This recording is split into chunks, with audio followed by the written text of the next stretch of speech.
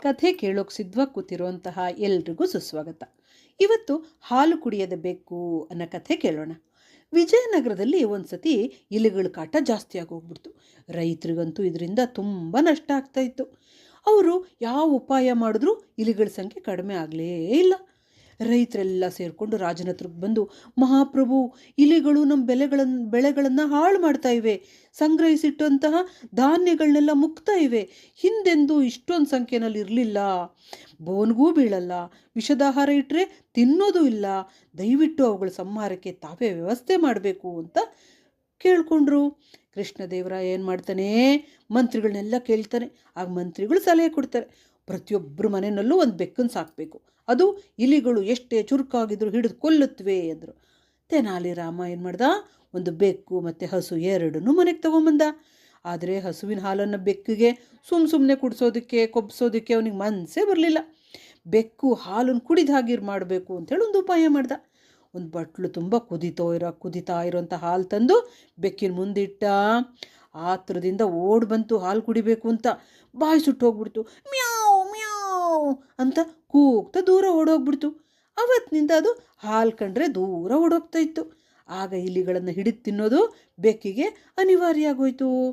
ಉಳಿದವರೆಲ್ಲ ಏನು ಮಾಡಿದ್ರು, ಆ ಹಸುವಿನ ಹಾಲನ್ನು ತಮ್ಮ ಬೆಕ್ಕುಗಳಿಗೆ ಕುಡಿಸಿದ್ರು. ಆ ಬೆಕ್ಕುಗಳು ದಪ್ಪ ಕೊಬ್ಬಿ ಸೋಮಾರಿಗಳಾಗ್ಬಿಟ್ವು. ಚುರುಕಾಗಿರೋ ಇಲಿಗಳನ್ನು ಹಿಡಿಯೋ ತಂಟೆಗೆ ಹೋಗಲಿಲ್ಲ.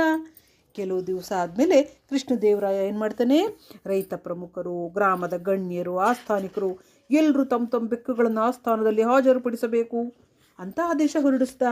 ಅದರಂತೆ ಎಲ್ಲರೂ ಸಹ ಬೆಕ್ಕಿನ ಜೊತೆ ಆಸ್ಥಾನಕ್ಕೆ ಬರ್ತಾರೆ. ಎಲ್ಲರೂ ಮನೆ ಬೆಕ್ಕುಗುಳುವೆ ದಪ್ಪವಾಗಿದ್ವು. ಆದರೆ ತೆನಾಲಿರಾಮನ ಬೆಕ್ಕು ಮಾತ್ರ ಮುಳೆ ಬಿಟ್ಕೊಂಡು ಬಡುಕಲಾಗಿತ್ತು.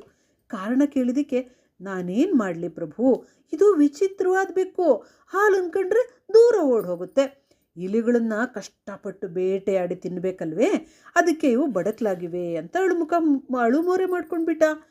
ರಾಜನ ಆಜ್ಞೆಯಂತೆ ಒಂದು ಬಟ್ಲು ಹಾಲನ್ನು ತಂದು ಆ ಬೆಕ್ಕಿನ ಮುಂದಿಟ್ಟರು.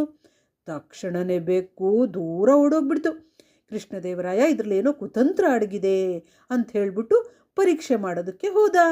ಬಾಯಿ ಸುಟ್ಟು ಹೋಗ್ಬಿಟ್ಟಿದೆ. ರಾಮ ಏನು ಮಾಡಿರ್ಬೋದು ಅಂತ ರಾಜ ಊಹಿಸ್ತಾನೆ. ಸ್ವಲ್ಪ ಆಲೋಚಿಸಿ ಪ್ರಭು, ಬೆಕ್ಕುಗಳಿಗೆ ಕುಳಿತಲ್ಲೇ ಹಾಲು ಕೊಟ್ಟು ಉಪಚರಿಸಿದ್ರೆ ಅವು ಇಲಿ ಹಿಡಿಯೋ ಕೆಲಸಕ್ಕೆ ಬರುತ್ತವೆ. ನಾನು ಕಠಿಣವಾಗಿ ವರ್ತಿಸಿದ್ರಿಂದ ಈ ಬೆಕ್ಕು ವಿಧಿ ಇಲ್ಲದೆ ಆಹಾರಕ್ಕಾಗಿ ಇಲಿಗಳನ್ನು ಬೇಟೆ ಆಡಲೇಬೇಕಾಯಿತು.